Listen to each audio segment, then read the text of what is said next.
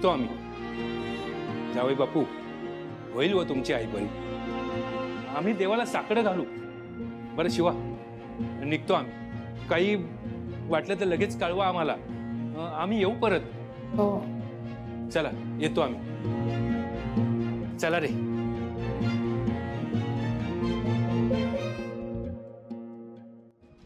जावई बापू, काय म्हणताय डॉक्टर? अगं अजून तरी शुद्ध आली नाहीये, पण उद्याच्या उद्या सगळ्या टेस्ट करणार आहेत म्हणाले।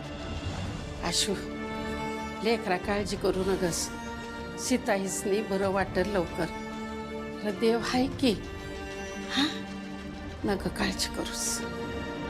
जावई बापू, तुम्ही ठीक आहात ना? हा हो।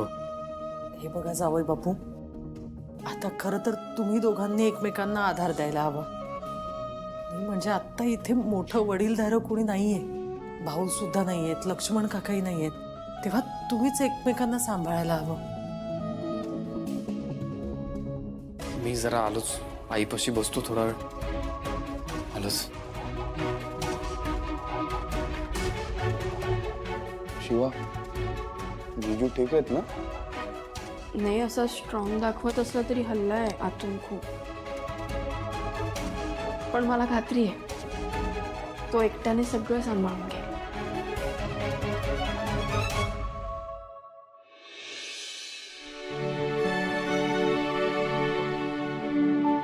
आशू, आशू तू काही खाल्लं नाही असेल, खाऊन घे बरं। चल। इच्छा नाही आहे।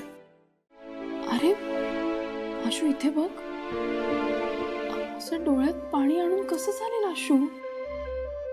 आशू हे बघ, तूच असं डोळ्यात पाणी आणलं तर सीताईकडे कोण बघेल? काकू, संपदा, पियाला धीर कोण देणार? आशू हे बघ, तू तू स्ट्रॉंग आहेस आशू, असं खचून नाही जायचं। सारखा सारखा स्वतःला समजावायचा प्रयत्न करतोय की मी स्ट्रॉंग आहे, मी खंबीर आहे, मी नाही, पण जमत नाही मला। आई या अवस्थेत आहे आज, आज ती माझ्यामुळे आहे असं मला वाटतंय। आपलं लग्न झाल्यानंतर मी तिला समजून घ्यायला हवं होतं का ग?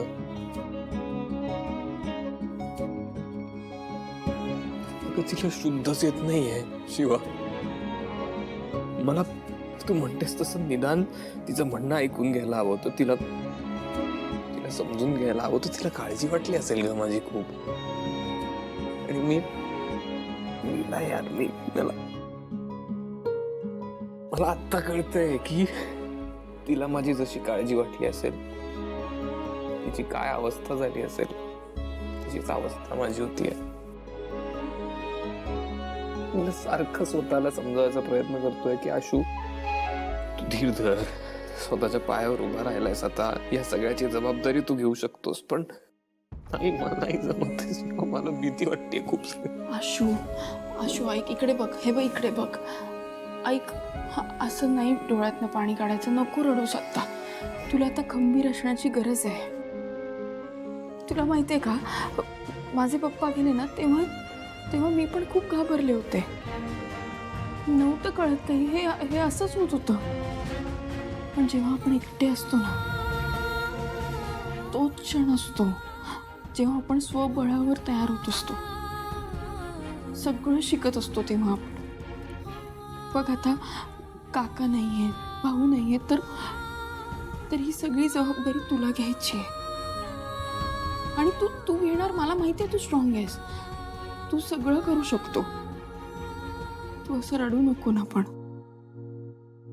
हे बघ आशू, सीताई बऱ्या होणार आहेत आणि आमच्या सगळ्यांचा तुझ्यावर खूप विश्वास आहे।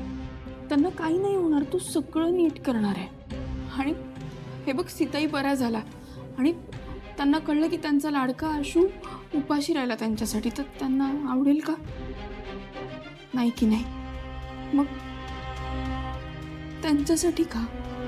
हा, असं नको राहू।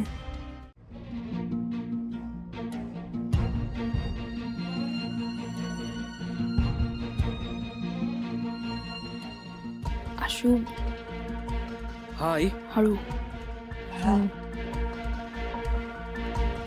आईला शुद्ध नाही आली अजून. डंबो, मेडिसिनचा इफेक्ट व्हायला वेळच लागेल ना. आणि आता आम्ही दोघी इथे आलो आहोत ना, तेव्हा तुम्ही दोघं जा आणि थोडं फ्रेश होऊन हां प्लीज.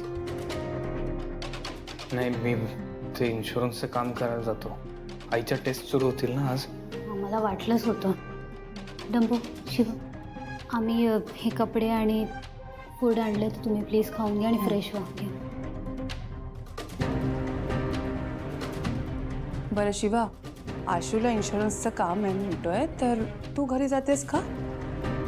नाही काकू, मला इथून कुठेही जायची इच्छा नाही, मी इथेच थांबेन. बरं, ते भाऊंचं आणि काकांची काही बोलणं झालं? नाही रे, मी फोन केला होता पण ह्यांचाही फोन लागत नाहीये आणि भाऊंचाही नाही. हो, मी पण खूप ट्राय केलं.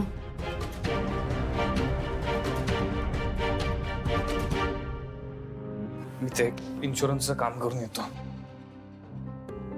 आलोच. शिवा, कसं आहे ग आशू? हळूहळू सावरतं. म्हणजे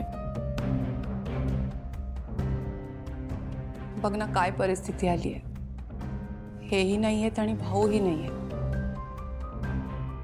खरं त्याच्या एकट्यावर आलंय ग. पण एक नक्की आहे, ताईला काहीच होणार नाही. ती लवकर बरी होईल.